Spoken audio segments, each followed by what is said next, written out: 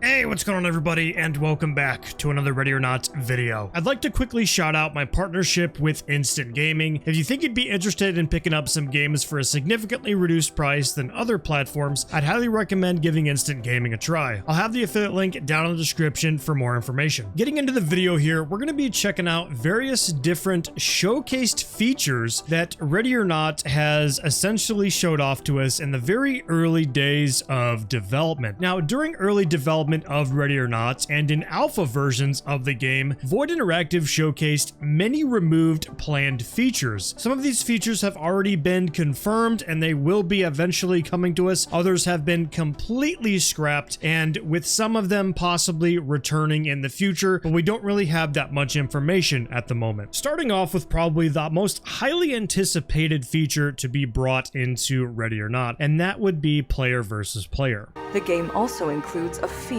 tactical PvP environment, where the Metro SWAT team will be faced against a rogue movement hell-bent on bringing the city to its knees.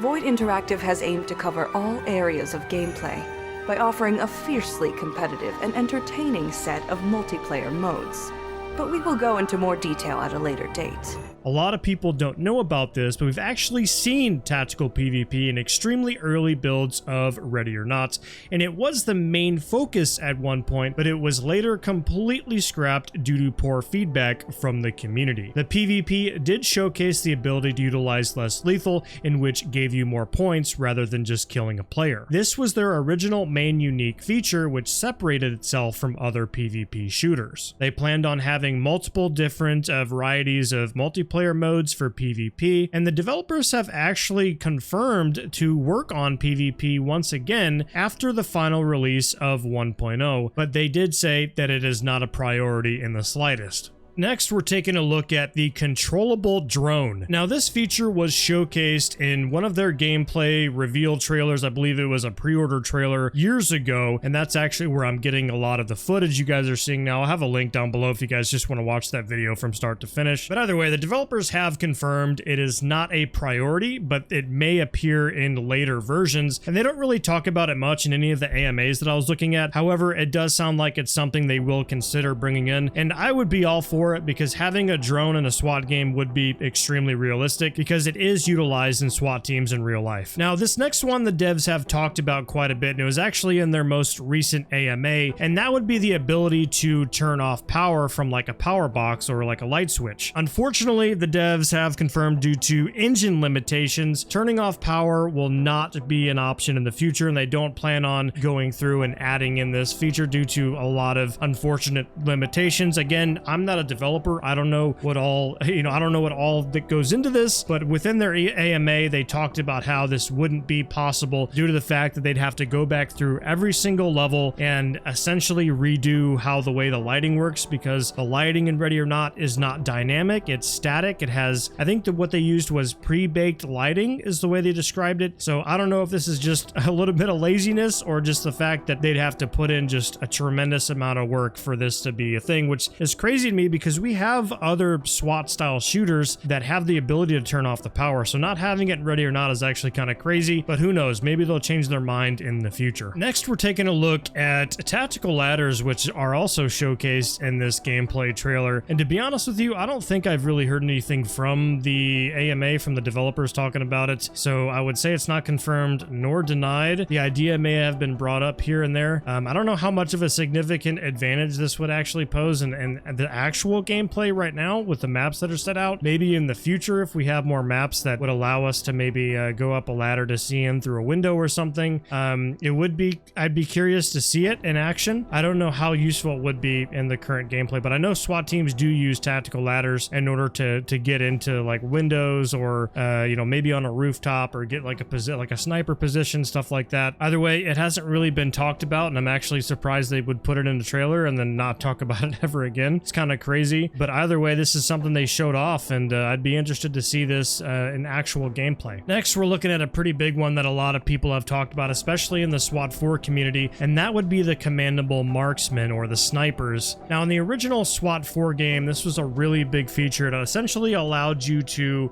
look through the scope of a commandable marksman, and it allows you to take headshots or take shots on suspects that are posing immediate threats to civilians or the SWAT team. And obviously, even though Ready or Not is heavily based off of the original SWAT 4 game, I don't expect them to bring in every single feature from SWAT 4. Again, Ready or Not is its own game. Now, unfortunately with this, a little bit disappointing is the devs have confirmed they do not plan on bringing in this feature. Why they showed it in this trailer, I'm not exactly sure. I think they really had a handful of features that they wanted to showcase to us. Unfortunately, not all of those planned features were able to make it to the final builds of the game, but who knows, maybe they will change their mind in the future and we'll be able to see this in a DLC or maybe even 1.0. We'll just have to wait and see. Now, this next one isn't really like a big like planned feature as far as I could tell, and as far as I know, it's because I don't think they've even talked about this in the AMAs yet or any of the, like anything with development, but that would be like mission deployment cutscenes. I don't know exactly what the name of this would be, what they would call this. However, we've seen in the trailers that there are like these cinematics where the SWAT team is inside the truck and they pull up to the location, the door is open and they get out. I think that could be really cool for even like obviously the campaign, I think, is where they would add it, or I would assume anyway, but it would be really cool to see this in co-op as well. I'd love to be able to like see my fellow teammates across like in the truck and watching everybody jump out into the action. I think that could be really cool. I don't know how difficult that would be for them to bring in, but I know there are a lot of games out there that start off their missions with like